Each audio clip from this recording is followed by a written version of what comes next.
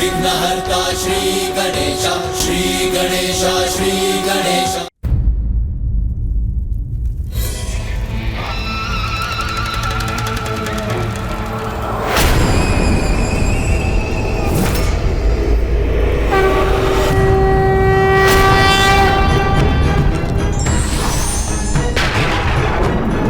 नहीं, वो नहीं हो सकता।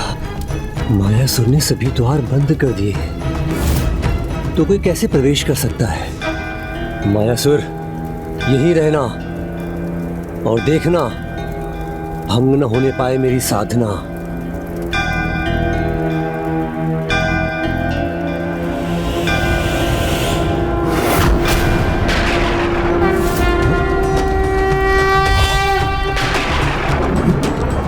नहीं, कदाचित दिशा बदल दूंगा, फिर वो दिखाई नहीं देगा।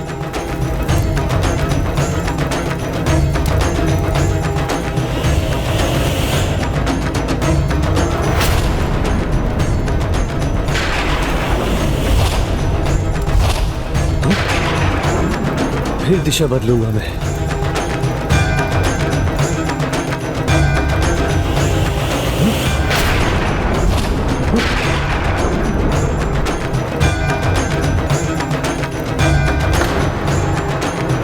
दिशा बदलने से भी कोई लाभ नहीं हो रहा है।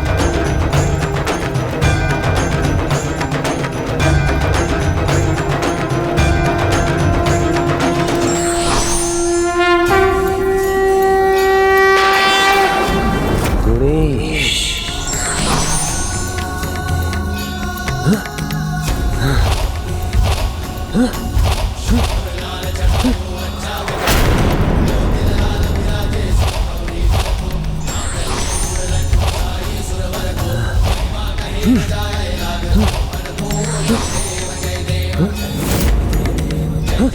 नहीं, सभी दिशाओं में गणेश ही गणेश। ये कैसे संभव है? संभव है क्योंकि मैं ही भगवान हूँ, और ये प्रमाणित करने तुमने ही तो कहा था।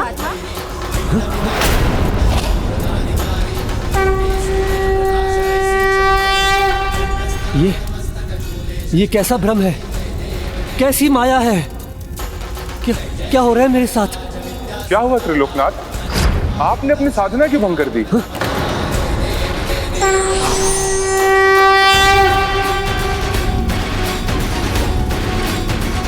छल मत करो मेरे साथ गणेश।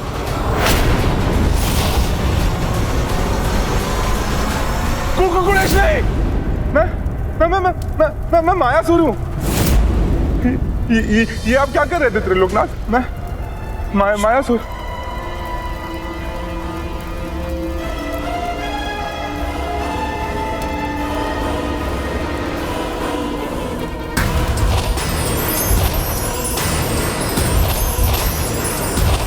त्रिलोकनाथ, मेरी माया को भेद कर यहाँ कोई नहीं आ सकता। मुझे ज्ञात है वो भीतर है। खोलो, द्वार खोलो।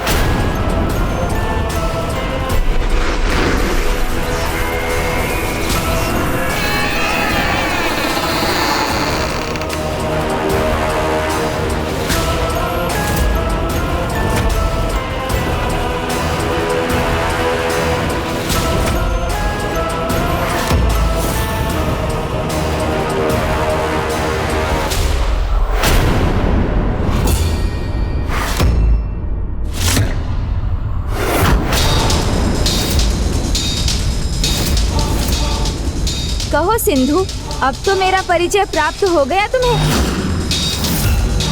ओह, तो नारायण ने तुम्हें भीतर आने दिया, मेरे आदेश का उल्लंघन किया। उल्लंघन तो तुम कर रहे हो सिंधु, धर्म का, मर्यादा का, जिसे रोकने का समय अब आ गया है। मेरे दर्शन होने के पश्चात सत्य का ज्ञान हुआ तुम्हें, या तुम अब भी मानते हो कि तुम ही भगवान हो?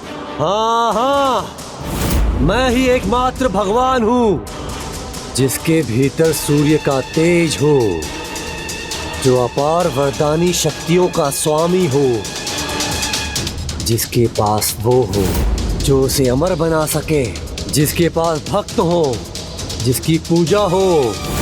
वो भगवान नहीं तो और कौन है? नहीं सिंधु, ये भ्रम है तुम्हारा, क्योंकि तुम्हें अभी भी सत्य का ज्ञान नहीं। अपना स्वयं का क्या है तुम्हारे पास? तेज सूर्य देव ने दिया है तुम्हें, जीवन समुद्र देव ने, और तुम्हारी सुरक्षा भी वरदान के कारण है। और शक्तियाँ, भक्तों की भक्ति, वो भूल है तुम्हारी, क्योंकि भक्ति भय से नहीं सच्ची श्रद्धा से की जाती है। सब भय से तुम्हें पूछते हैं और भय का अंत तो निश्चित है, किंतु सच्ची श्रद्धा और विश्वास का नहीं। और जहाँ ना सच्ची श्रद्धा हो ना ही विश्वास, वहाँ कौन भगवान? कैसा भगवान? भगवान यानी शक्ति। तो आओ युद्ध करो, अभी ज्ञात हो जाएगा कौन भगवान है और कौन नहीं।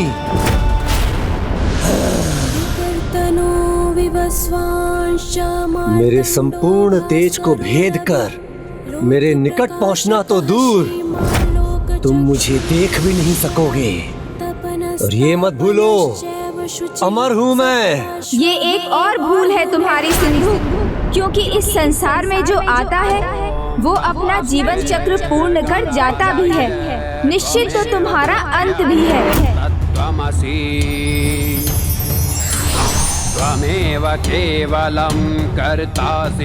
मेरे अस्त्र का सामना नहीं कर सकोगे तुम। केवलं हर्तासि त्वमेव सर्वं खल्विदं ब्रह्मासि। त्वं साक्षादतुमासि इसमें महादेव दिखाई दे रहे हैं मुझे। सत्यमवचमि। जिनमें स्वयं शिव के रुद्र रूप का दर्शन हो, वो साधारण नहीं, स्वयं भगवान ही है।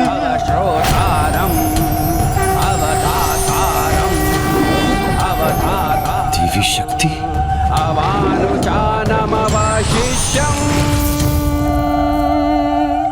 सभी देवताओं के दर्शन हुए हमें उस बालक में। देवता ही नहीं, उस अद्भुत बालक में स्वयं नारायण के स्वरूप के भी दर्शन होते हैं।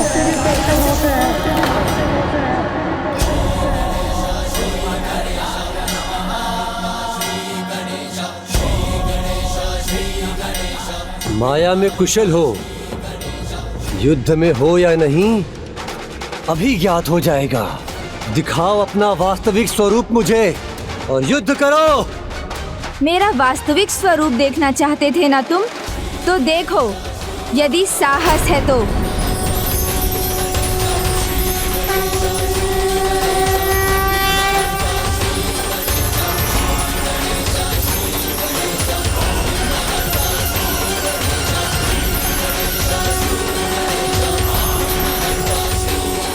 अंत करूंगा तुम्हारा, वध करूंगा। मेरे अस्त्र का प्रहार सह नहीं सकोगे बालक। अंत करूंगा तुम्हारा, अंत करूंगा।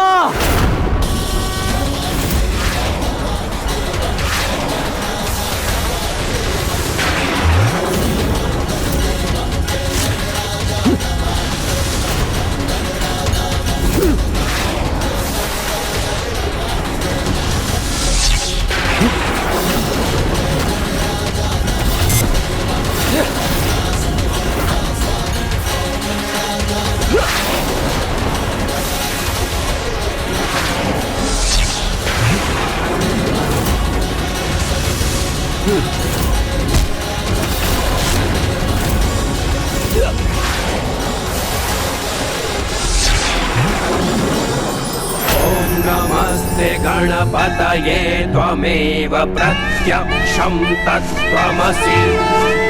त्वमेव केवलं कर्तासि।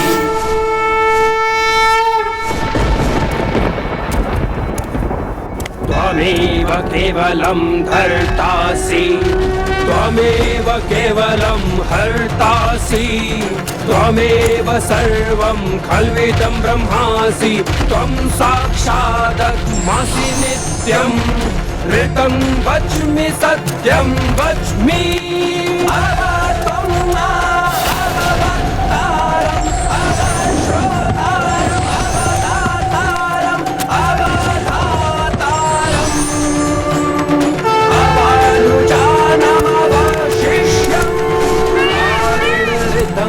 तत्त्वमनुस्वरूपं गाकारः पूर्वरूपम् आकारो मध्यमरूपम् अनुस्वारचार्यरूपं बिन्दुरुत्तररूपं नादः सन्धानम संहिता सन्धिः सैषा गणेश विद्या गणकऋषिः निद्रित गायत्री छन्दः गणपतिर्देवता ॐ गं गणपतये नमः।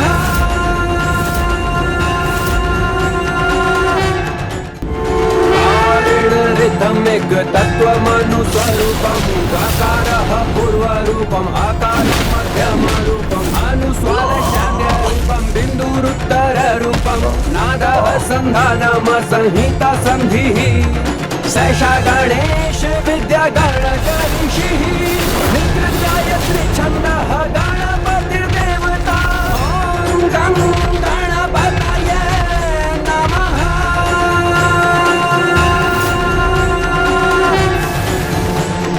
रदं च वरदं अभी भी मेरे कंठ में अमृत कलश है। मुझे कोई नहीं मार सकता। शूर्पकर्णकं रक्तगन्धानुलिप्ताङ्गं रक्तपुष्पैः सुपूजितम् भक्तानुकम्पिनं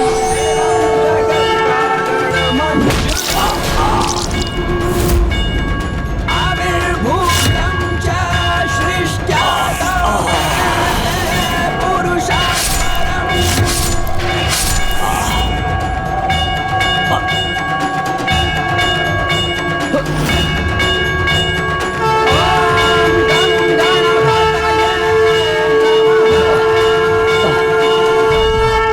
महोदर इति ख्यातो ज्ञान ब्रह्म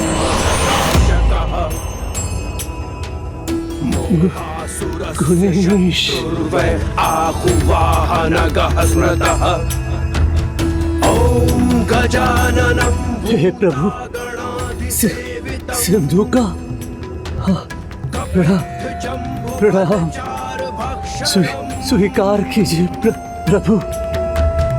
उमासुतं शोक विनाशकारकम् नमामि विघ्नेश्वर पादपङ्कजम्।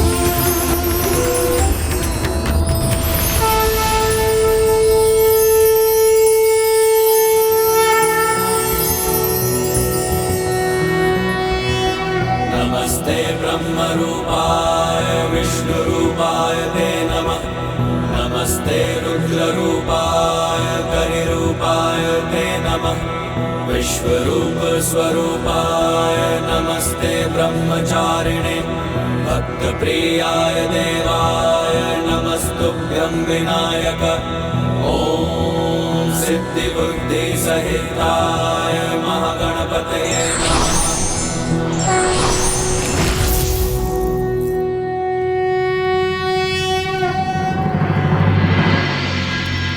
माता, सिंधु के अंत के साथ मेरे इस अवतार का उद्देश्य भी पूर्ण हुआ। अर्थात अब मेरा पुत्र गोइंश दूर हो जाएगा मुझसे। अपार स्नेह, ममता, अनंत प्रेम सब कुछ प्राप्त हुआ मुझे। माता, आपने अपनी अपार ममता न्योछावर की। माता अहिल्या से अपार स्नेह मिला। ऋषि गौतम और ऋषि मुद्गल ने मुझ पर अटूट विश्वास किया। मेरे मित्रों ने प्रेम दिया। ये श्रद्धा, भक्ति, प्रेम, स्नेह, विश्वास और ममता की पराकाष्ठा है। भक्त से भगवान और माँ की ममता से बालक जीवन में सफल बनते हैं। शिक्षा और संस्कार देने के साथ संतान पर अटूट विश्वास भी आवश्यक है। तभी संतान के भीतर मनोबल बढ़ता है और वो प्रगति के मार्ग पर चलकर सफलता को प्राप्त करता है। उसी प्रकार एक भक्त की भक्ति भगवान को उनकी पहचान देती है, जिससे वो भी अपने कर्तव्य निभाने में सफल होते हैं। प्रभु मयूरेश्वर ने सर्वथा उचित कहा था। ऋषि गौतम और माता अहिल्या जैसे भक्तों का विश्वास देख भगवान स्वयं उनके द्वार रक्षक बनने के लिए भी आतुर हो जाते। सिंधु के अंत के स्थान पर स्थित ये मयूरेश्वर मंदिर उसी विश्वास का प्रतीक है।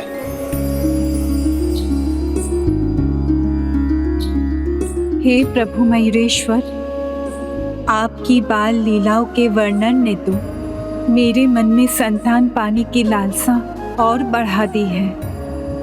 और जिस प्रकार आप भक्तों के विश्वास का सम्मान करते हुए उनके द्वार रक्षक बने, उसी प्रकार मेरे विश्वास का सम्मान कर मेरी इच्छा भी पूर्ण कीजिए प्रभु।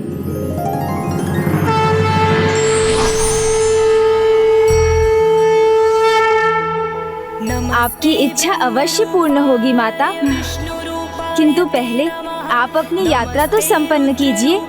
धैर्य का फल मीठा होता है। प्रभु नारायण, अब आप माता को अगले अष्टविनायक मंदिर ले जाइए, जहाँ की कथा आपसे ही संबंधित है।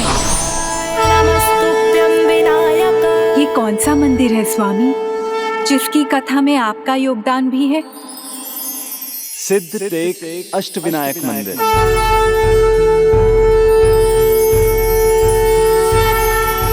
वक्रतुंड महाकाय सूर्यकोटि समप्रभ निर्विघ्नं कुरु मे देव सर्वकार्येषु सर्वदा।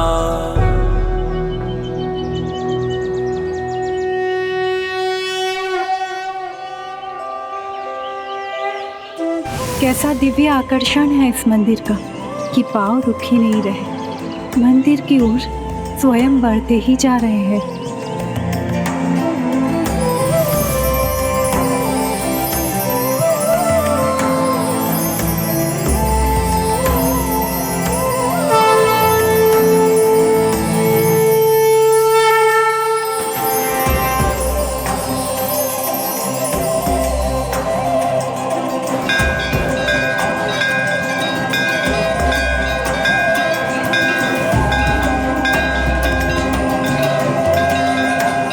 स्वामी तो अब भक्ति के चरण पर है।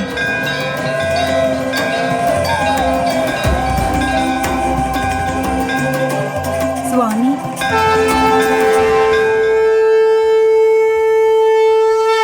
स्वामी, ऐसी क्या महिमा है प्रभु के इस मंदिर में जो आप इतने मंत्रमुग्ध हो गए? मैं तो ये जानने के लिए भी उत्सुक हूँ कि प्रभु के इस कथा से आपका क्या संबंध है। ये तब की बात है जब सृष्टि का आरंभ हुआ था। सृष्टि में शून्य था और कुछ नहीं। मैं और ब्रह्मदेव थे। हमारा आविर्भाव होते ही हम दोनों घोर निद्रा में पहुंच गए, किंतु ब्रह्मदेव मुझसे पहले ही निद्रा से बाहर आ गए।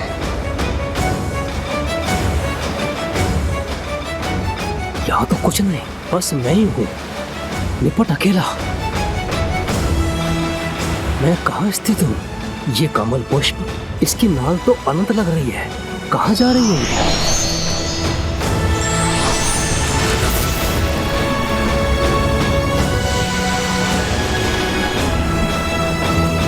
क्या स्थान है ये?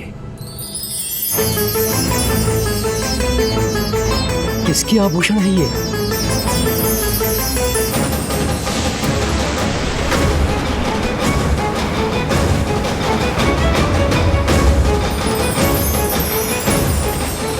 जिस कमल पर मैं स्थित था उसकी जगह तो इनकी नाभि में है, अर्थात ये तो मेरे जन्मदाता ही हैं। हे दिव्य आत्मा, हे जन्मदाता, अपनी निद्रा से बाहर आइए। उठिए प्रभु, उठिए प्रभु, उठिए प्रभु, उठिए प्रभु, उठिए प्रभु, जागिए प्रभु। मेरी निद्रा में मेरे वर्जित पदार्थ के रूप में अपने कान से अपने अहंकार और दंभ को त्याग दिया, जो रजोगुण तमोगुण से युक्त असुरी रूप लेने लगा। किंतु तब ब्रह्मदेव के मन में एक ही प्रश्न गूंज रहा था, मैं कौन हूं? मेरी पहचान क्या है?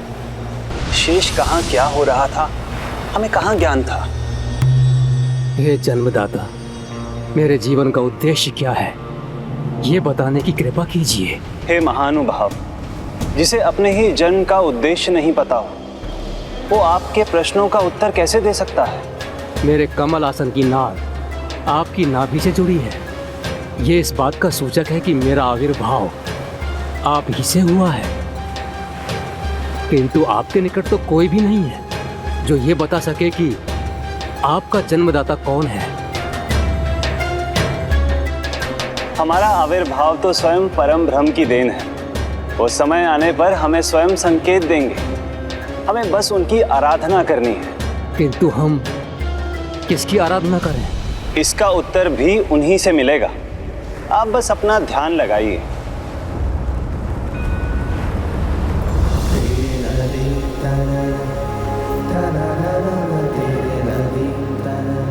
ओम गण गण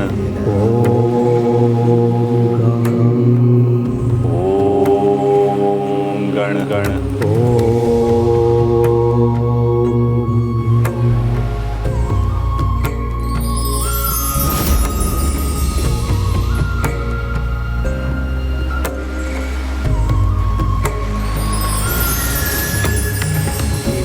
प्रभु,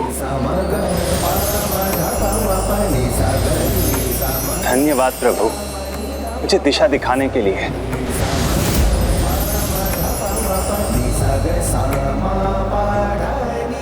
ये किसके पीछे जा रहे हैं?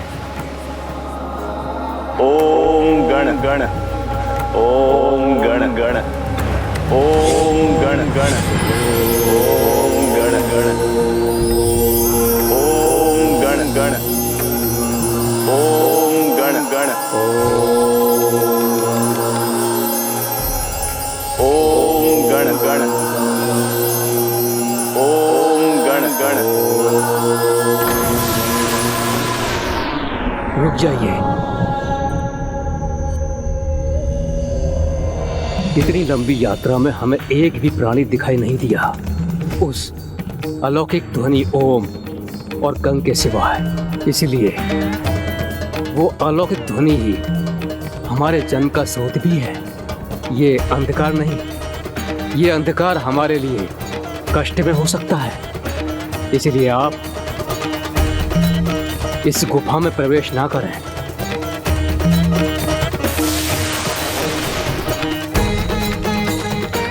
आप ज्ञानी हैं, विचारवान भी, जिसका अवश्य कोई बड़ा प्रयोजन है। जो भी अज्ञात है, किंतु उसे जानने के लिए हमें सोच समझकर कुछ संकट भी उठाना होगा। उचित है। इसलिए हम में से किसी एक को आगे जाना होगा और दूसरे को अपने स्थान पर वापस लौटकर वहीं रहना होगा। हे जन्मदाता, मुझे आगे जाने की अनुमति दीजिए। नहीं, जन्मदाता होने के नाते इस संकट का सामना करने का प्रथम दायित्व मेरा है। मेरा मार्गदर्शन करने वाले दिव्य कण मुझे यहाँ लेकर आए हैं, तो अवश्य इस अंधकार के उस पार उजाला होगा।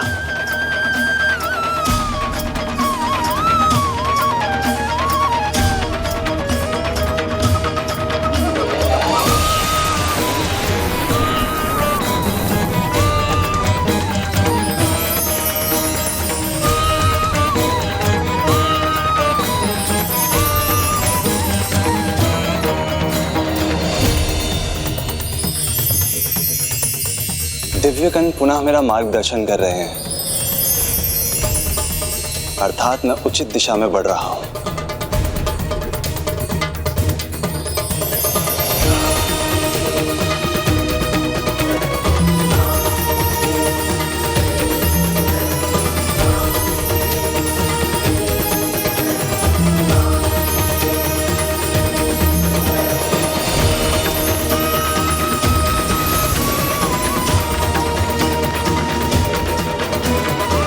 अवश्य यही है हमारे प्रभु।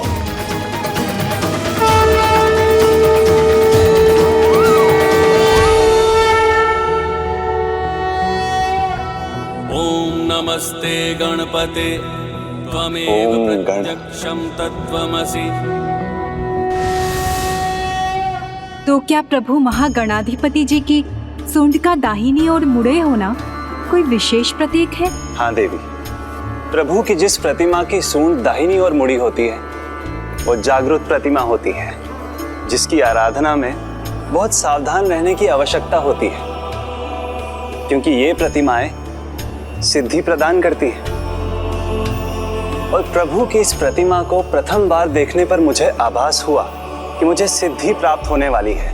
इसीलिए मैं वही भक्ति भाव से प्रभु की पूजा करने लगा और वर्षों तक वहीं स्थित रहा। ओम गण गण, ओम गण गण, ओम गण गण, ओम गण गण। ये दिव्य प्रकाश इसी का संकेत हो सकता है कि उन्हें हमारे जीवन का आधार मिल गया है। किंतु उसी समय वो दोनों असुर जो मेरे अहंकार के प्रतीक वर्जित पदार्थ से उत्पन्न हुए थे, उनमें भी प्राणों का संचार होने लगा।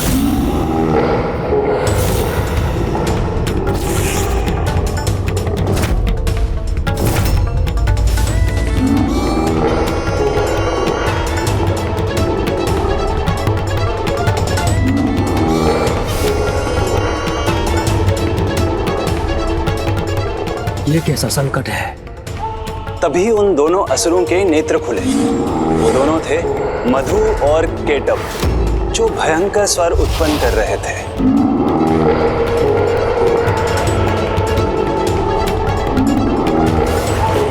भ्राता केटव, कुछ गंध आ रही है तुम्हारी नसों में? हाँ भ्राता मधु, भोजन की गंध आ रही है।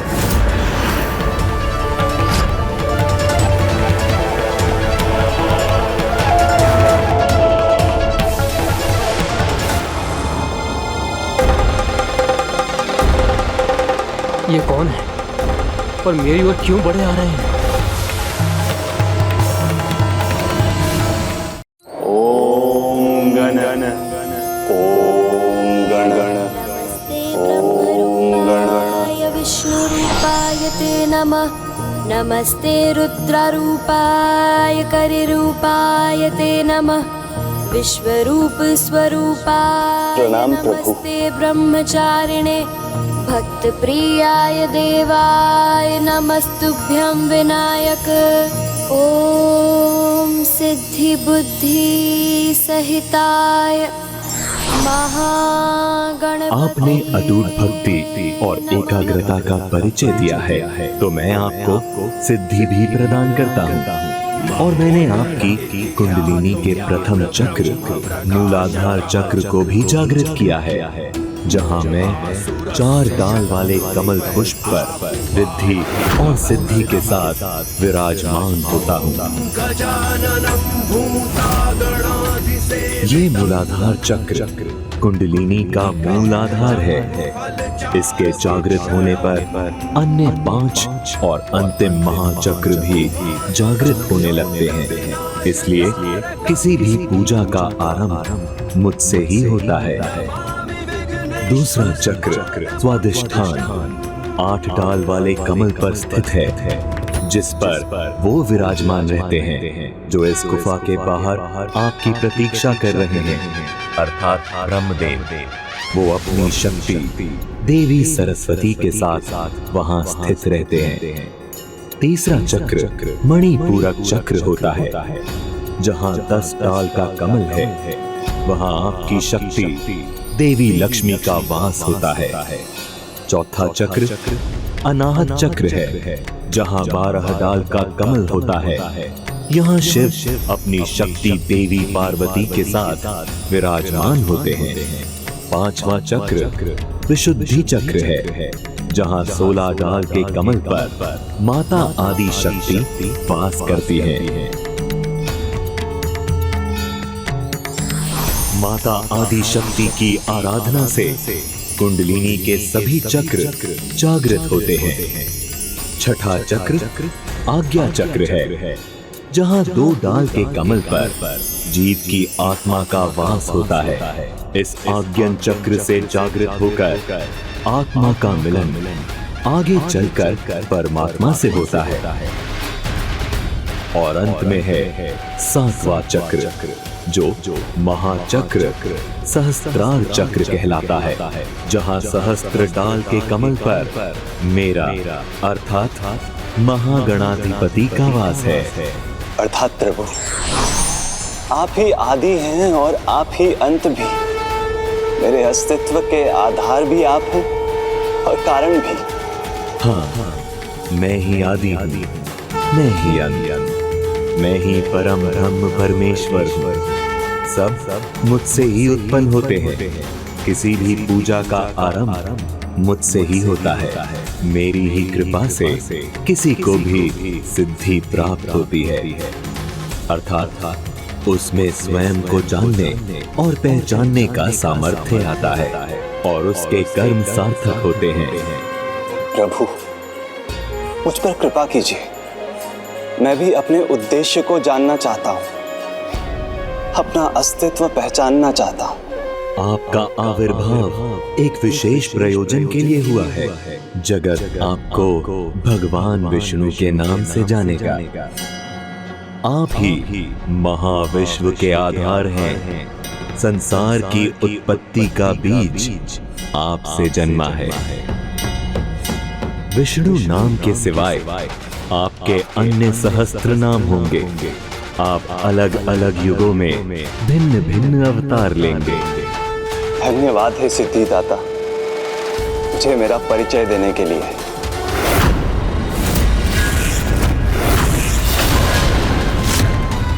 हे जन्मदाता, हे प्रभु, शीघ्र आकर मेरी रक्षा कीजिए।